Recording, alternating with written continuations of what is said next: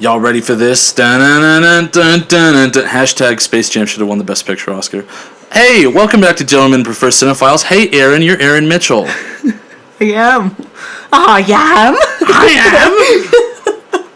That was a Monty Python joke. And what's that on the telly? It's not a penguin. It's a penguin. It's not a penguin. It's Charlie Moore.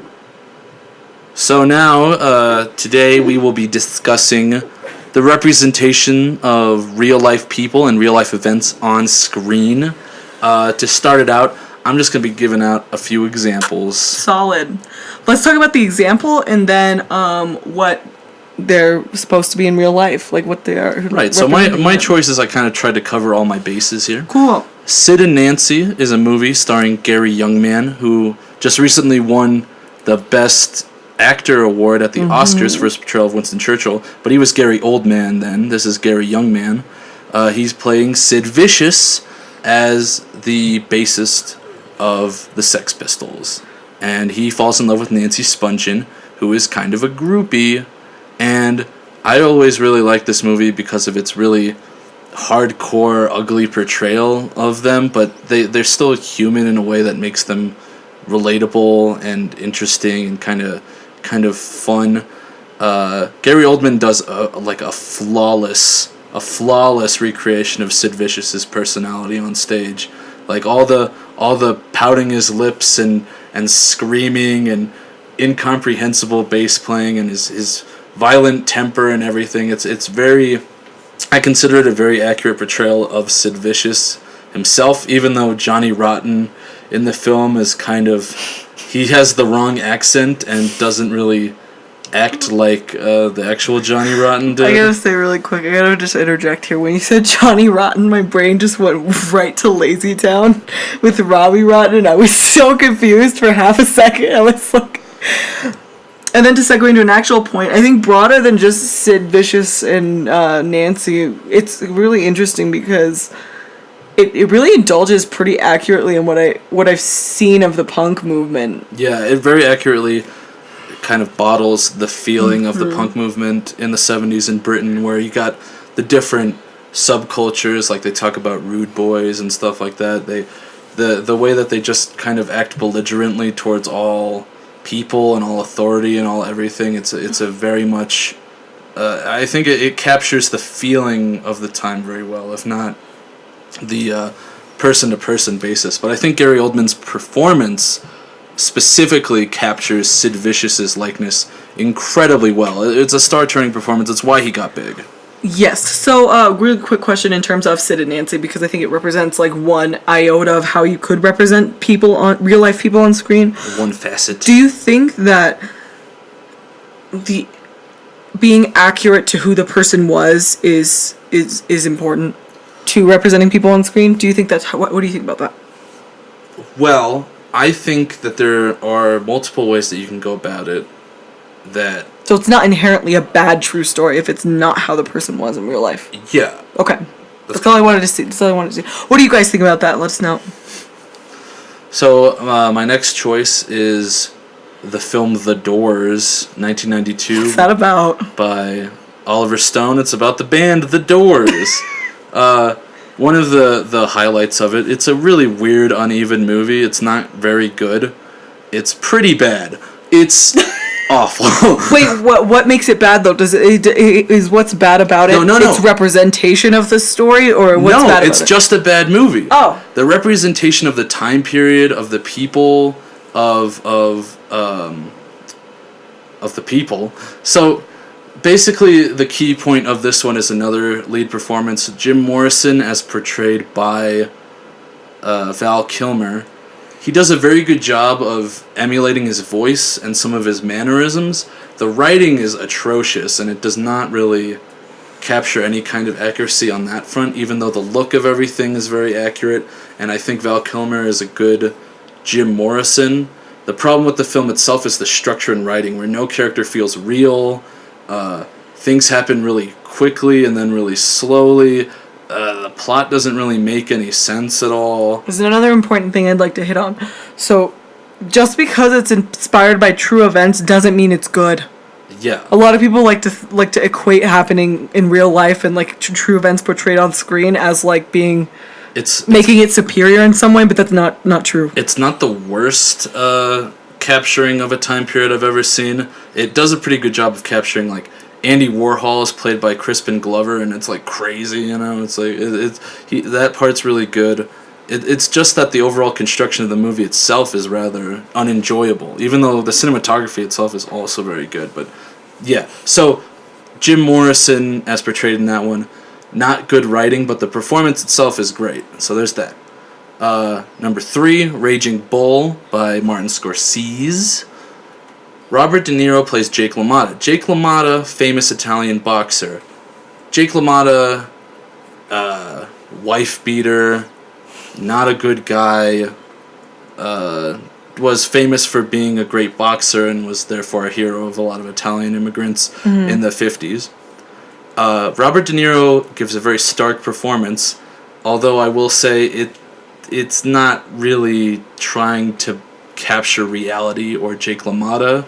It's trying to be a very stark, realistic tale of like a sort of everyman situation rather than like a very accurate portrayal of the events of this boxer. It's more of a cinema verite style. It's very much takes from Italian neorealism, black and white, lots of one takes. An interesting thing about the huge fight scene in the middle of it, it's cut to the exact same beats as the Psycho murder in the shower.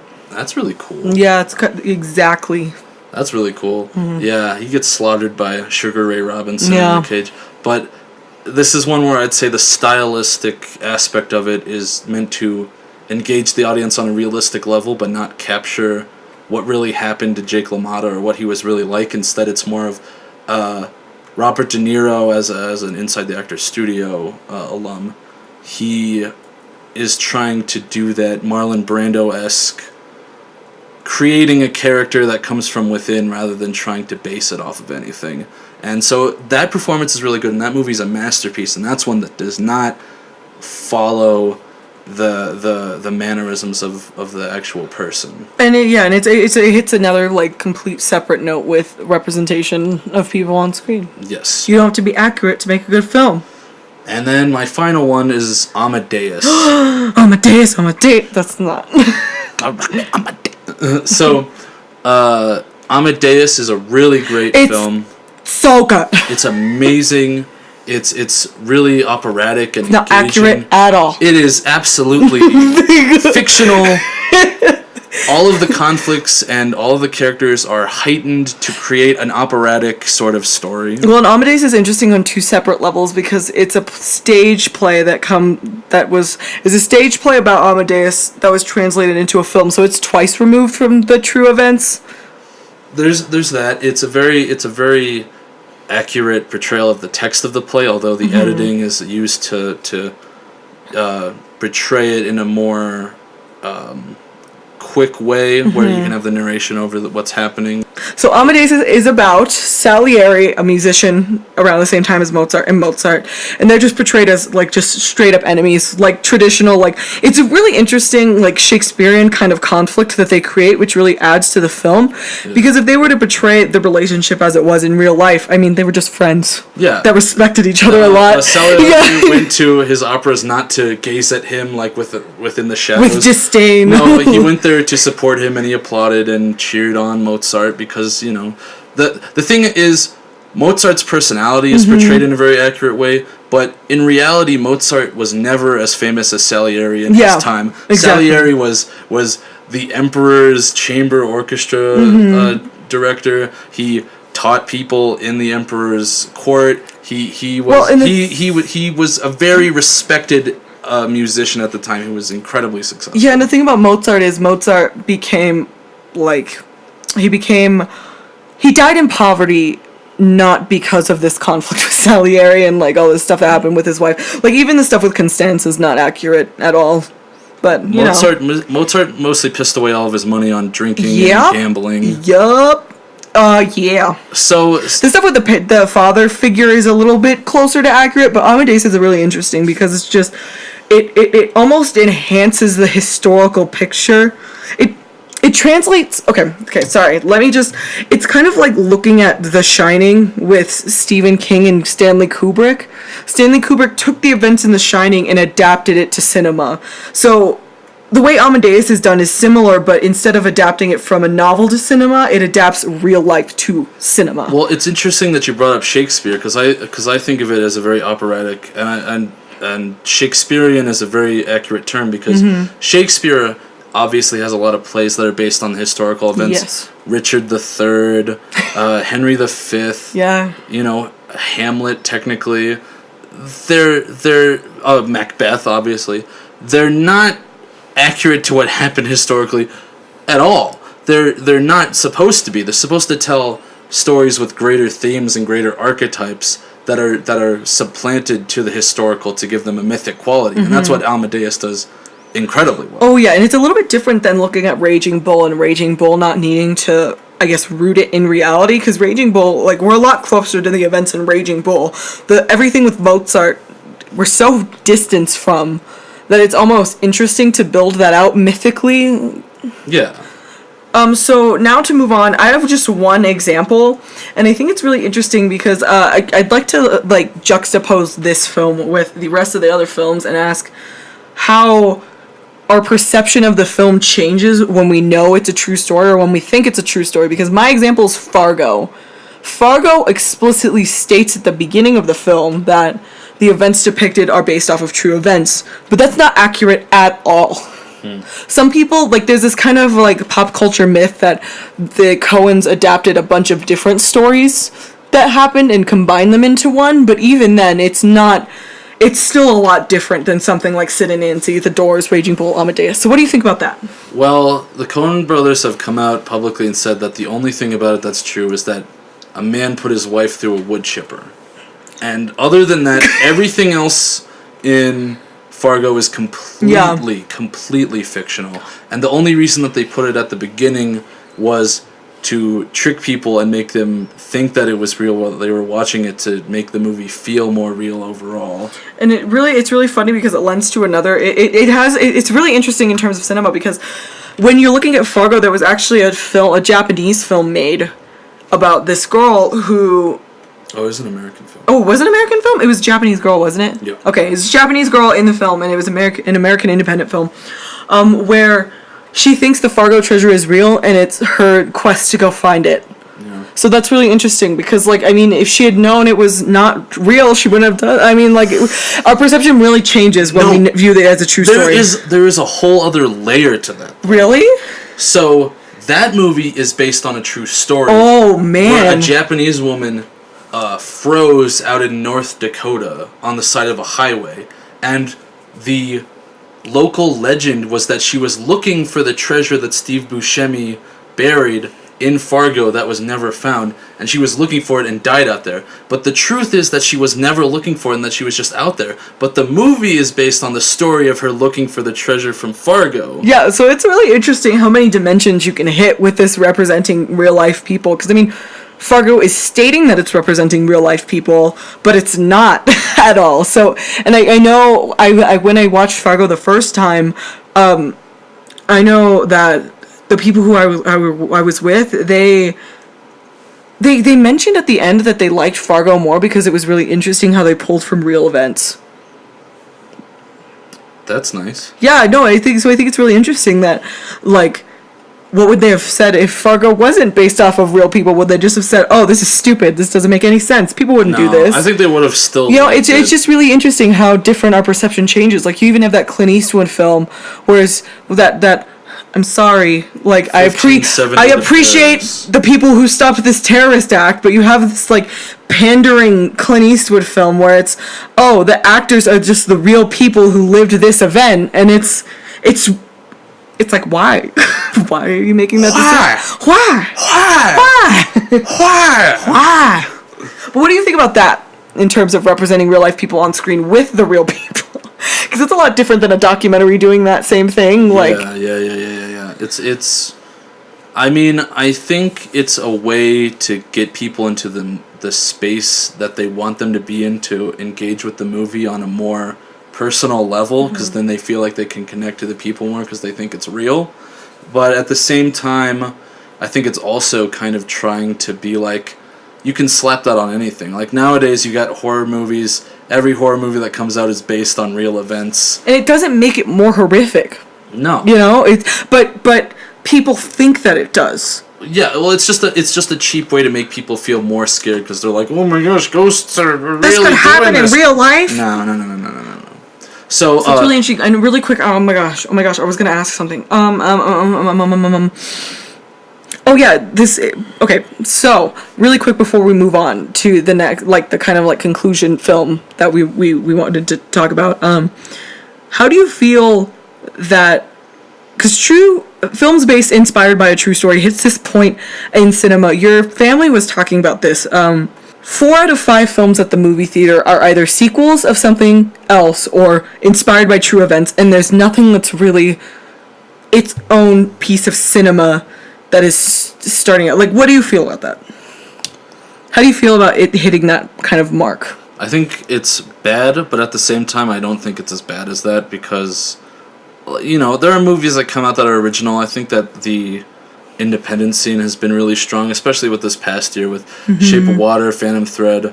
It's true. Like lots of movies coming out that are not based on anything that are still great, and even movies that are based on things like books and stuff like that. I feel like often find a place of their own just to tell the story in a more physical, immediate medium like film. So like Call Me by Your Name still.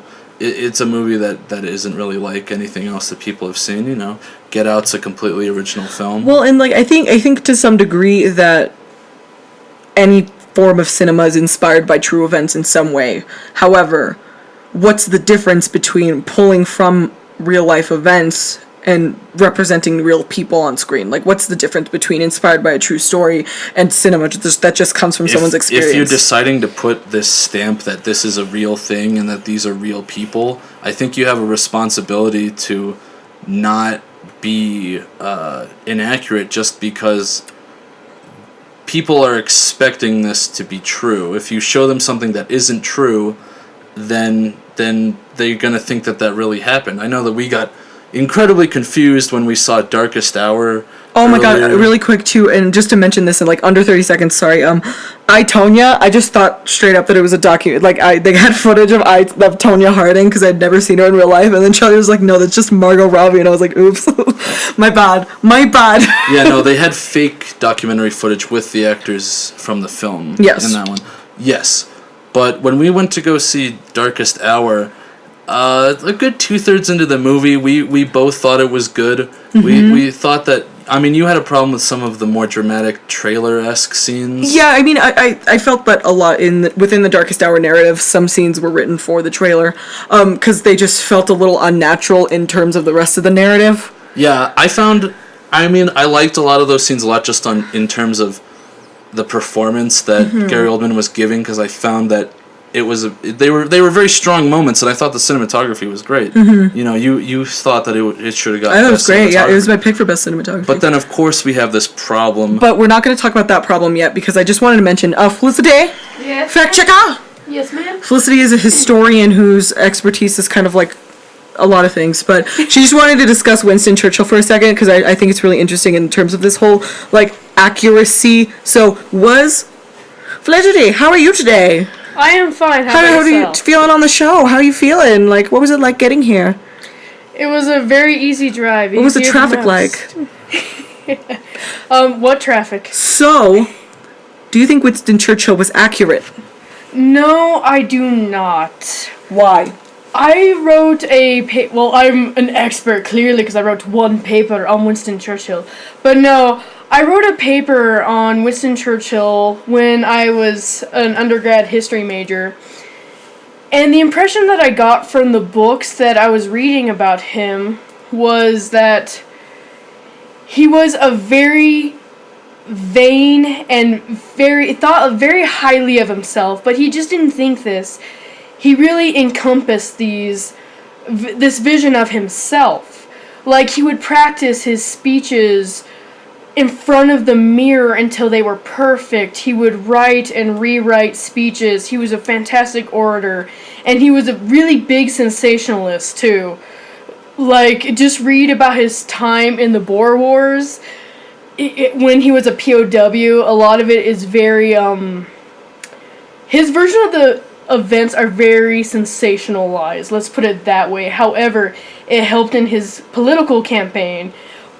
But see, that was the beauty of it, was that he knew how to craft his words in such a way that it got people on his side. Like, and British politics are very different than American politics. He would switch over from, like, the Conservatives to the Liberal Party all throughout his career, whatever would help keep him in office, essentially. And so the film, I felt, really portrayed him as a frail old man that he never saw himself as, and certainly I do not feel others saw him as. Thank you, Felicity. I appreciate that. That's solid. It's very solid. So that's because, I mean, then it's not accurate, but I mean, Gary Oldman still won Best Picture and still did a great job. Like, it's really interesting the choices they make when they're translating true life to cinema and what they change to make it more effective. And then we get to the scene near the end of the film where he rides the tube for the first time in his life, which Winston Churchill never rode the tube in his life. But he goes and he's sitting with the people, and then there's a power outage, and he's stuck with them, and he's got to talk to them about the war because he doesn't know what to do because everyone is against him, and he's like, I don't know what I should do, if I should push for the war. And he asks them. And he comforts a crying mother whose husband is in Dunkirk and she has a child that was just born, and like he touches a baby, and then he comforts an old lady. He talks to a little girl. She's like, kill them all. And he talks to a little girl. Like this black man is like saying a Bible quote, or like finishes Winston Churchill's Bible quote, and then he just touches him all proud. And I was like, what is this mess? What is going on? Because look up Winston Churchill in India. And then he goes to Parliament and he writes down all of their names into a matchbook, which he reads off to the people, and he's like, these are people that want us to go to war. And it was very strange and off-putting. Like, this is where it gets weird, because I was like, this feels really fakey. I don't know how to feel about this. And then he starts reading off their names in Parliament. I'm like, did this really happen? Are these real names? In the theater, I look it up on Wikipedia. They have a little section where they're like, this entire segment did not ever actually happen. But then he goes right to Parliament and gives his most famous speech on the fly, saying, fight them on the beaches, and fight them on the land and under the ocean and all that. You know, that very famous speech he gave about World War II. And completely unprepared, to Felicity's point, very prepared speaker he was, would definitely have already had it all pre-planned, written out, rewritten, and organized, but instead he gives it on the fly after talking to these random people, having their names written down. And like, if you're just a regular person watching this and you don't look it up, you're like, oh, this is what happened.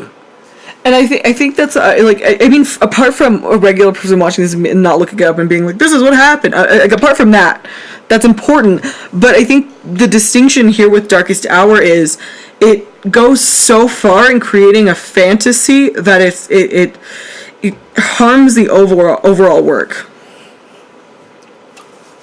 Yes. Yeah, it was really awkward, and because I mean, it was like I was willing to overlook certain characteristics of Winston Churchill that were inaccurate. It was similar to like Amadeus and Salieri. Like I'm willing to overlook their relationship being depicted different because it's just a good film. This, and I was willing to look past it, and then it tries to pathos and emotion drive you to believe what the narrative is pushing, and it's very uncomfortable and strange. It just doesn't make sense. Yeah, it doesn't make sense in terms of representing a real life figure on screen, because it doesn't. There's no point to trying to make Winston Churchill look like this godlike figure who like took everyone's thing into account and was like just a human like the rest of us. Because I mean, he wasn't that. He wasn't what he was portrayed as.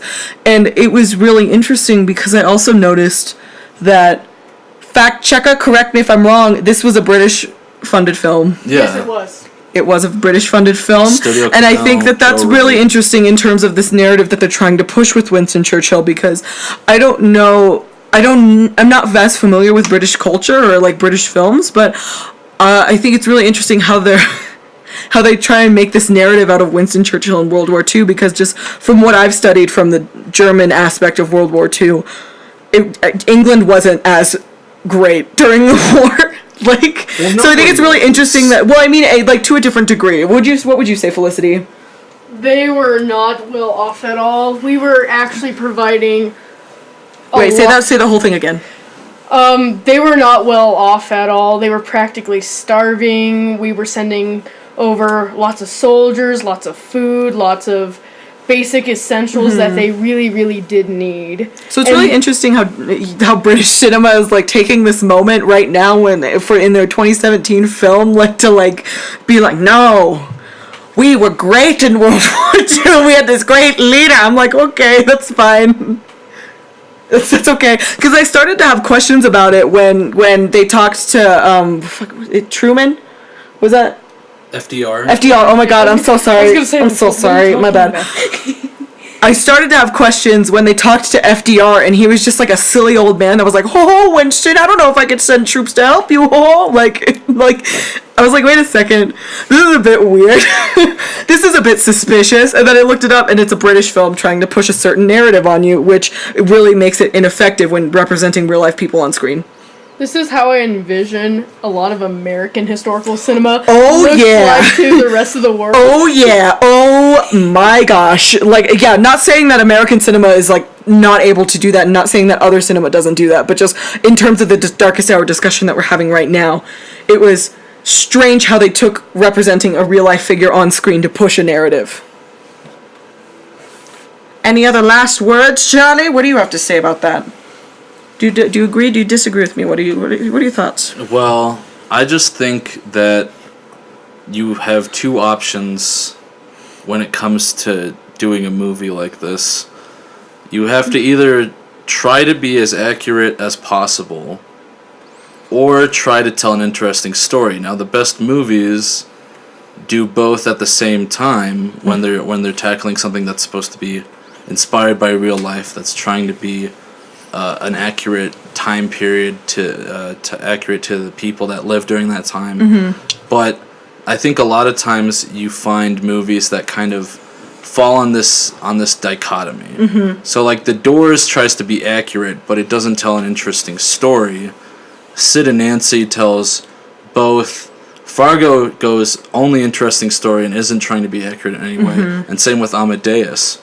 And it's just sort of like, it falls on this line, this spectrum of trying to be entertaining or interesting or thoughtful versus trying to be as accurate as possible. Not versus, but this sort of synthesis or this what is the goal here? And it feels like a lot of times these movies aren't trying to do anything more than just pay lip service to things and then be just an entertainment property, and it just kind of falls short. That was such a good conclusion. Now I realize that the post is in the thumbnail, and we haven't discussed it at all. Let's quickly go through. Let's just like quick 5 seconds. What do you think about the post? And it's in terms of portraying people accurately. It does a pretty bad job of portraying real people. It does a fairly good job of displaying the political lead up to the dissemination of the hidden reports about Vietnam. I just think that Meryl Streep and Tom Hanks were kind of going through the motions, and they just did not feel real. Meryl Streep was my favorite part of the film. She did okay. I think she did. I don't know. I liked her. I thought she was good. I thought she was good about it. Tom Hanks was a little kitschy, but Tom Hanks had a bad wig on, and he went, I own a newspaper. I have a gravelly voice, even though I'm Tom Hanks. And you're like, we can't let these people walk all over us with our newspaper. We need to print this story. Have you ever, like, in All the President's Men, he's this older, refined gentleman who's just trying to do the best that he can for the paper, trying to do the best for it while still being honest and giving truth to the people. He wasn't like a hot-headed jerk. No, he wasn't really like that. I feel like they just sort of decided to go for a trope instead of going for something honest. And that's why the guy who played Bob in All the President's Men got Best Supporting Actor, and Tom Hanks did not. Yes, and really quick, I just want to mention, in terms of pushing a narrative, there was no reason to end on Watergate, and it was laughable. So, guys, what do you think? Erynn, why don't you tell us where they can find us? Well, you can find us at Facebook. And Instagram. And iTunes. And on YouTube. And our website, gentlemanforcinephiles.net. You probably already knew that since you're here. Yeah. But if not, just subscribe to everything. Yeah, let us know what your thoughts are. Do you think that it's good, or do you think this is bad? What are some of your favorite films that represent true life people on screen? Do you agree or disagree with our opinions? Reality is a mosaic, and we all have a story to tell, and be a part of it, and also destroy it if you're the darkest hour. God, I love you so much. All right, until next time. Next time, goodbye. Scotch and soda. Print that story. Now we're a newspaper.